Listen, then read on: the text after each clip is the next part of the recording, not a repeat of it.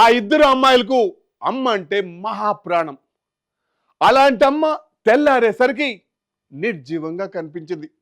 ముందుగానే ఆ ఇద్దరు అమ్మాయిలు అమాయకులు. ఏం చేయాలో తెలియక, ఎవరు చెప్పాలో తెలియక అలానే ఇంట్లో ఉండిపోయారు.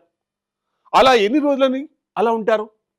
కొన్ని రోజులకు ఏం జరిగిందో స్థానిక నాయకుడు చెప్పారు. ఆయన షాక్ అయ్యాడు. పోలీసులకు ఈ విషయం మొత్తం చెప్పడంతో ఈ మరణం బయటపడింది.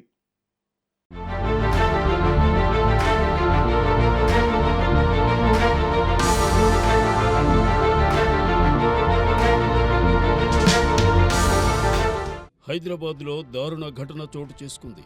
కొన్ని కారణాల చేత తల్లి లలిత అకాల మరణం చెందింది. తల్లి దహన సంస్కారాలకు కూడా డబ్బులు లేకపోవడంతో ఏం చేయాలో తోచని ఇద్దరు కూతుళ్లు మృతదేహాన్ని బయటికి తీసుకెళ్లాక ఇంట్లోనే పెట్టుకుని 10 రోజుల పాటు గడిపారు.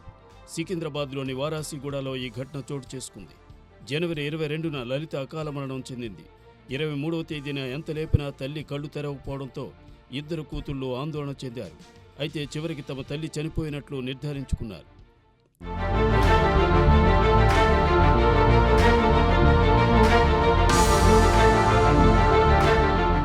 అయితే అప్పటికే ఆర్థిక సమస్యలతో పాటు కుటుంబ సమస్యలు కూడా వీరిని వెంటాడాయి. తల్లి చనిపోయిన విషయం కనీసం బంధువులకు కూడా చెప్పుకోలేని దయనీయ స్థితిలో ఉన్నారు. తల్లి మృతదేహానికి దహన సంస్కారాలు చేసేందుకు కావలసిన డబ్బులు కూడా తమ వద్ద లేకపోవడంతో ఇంట్లోనే తల్లి మృతదేహాన్ని ఉంచి 10 రోజులు గడిపారు.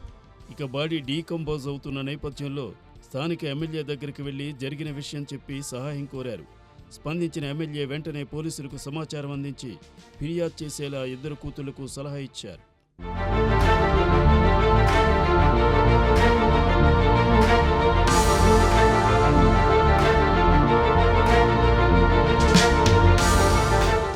నివాసం నుండి పోలీస్ స్టేషన్కు వెళ్లిన ఇద్దరు కూతుళ్లు జరిగిన విషయం మొత్తాన్ని పోలీసులకు చెప్పారు. దాంతో పోలీసులు వారాసిగూడలో ఉన్న వారి నివాసం వద్దకు వెళ్లారు. ఇద్దరు కూతుళ్లు చెప్పిన విధంగానే లోపల తల్లి మృతదేహం ఉండడంతో పోలీసులు మృతదేహాన్ని బయటకు తీశారు. ఇద్దరు కూతుళ్ల నుండి పోలీసులు స్టేట్మెంట్ రికార్డ్ చేశారు. అయితే తమ తల్లి మరణించిన విషయాన్ని జీర్ణించుకోలేక ఇద్దరు కూతుళ్లు సైతం ఆత్మహత్య చేసుకోవాలని భావించారు. కానీ ధైర్యం సరిపోలేదని చెప్పారు. ఆ ఇద్దరి ఫిర్యాదు మేరకు వెంటనే స్పందించిన పోలీసులు లలిత మృతదేహాన్ని పోస్టుమార్టం నిమిత్తం గాంధీ ఆసుపత్రికి తరలించారు.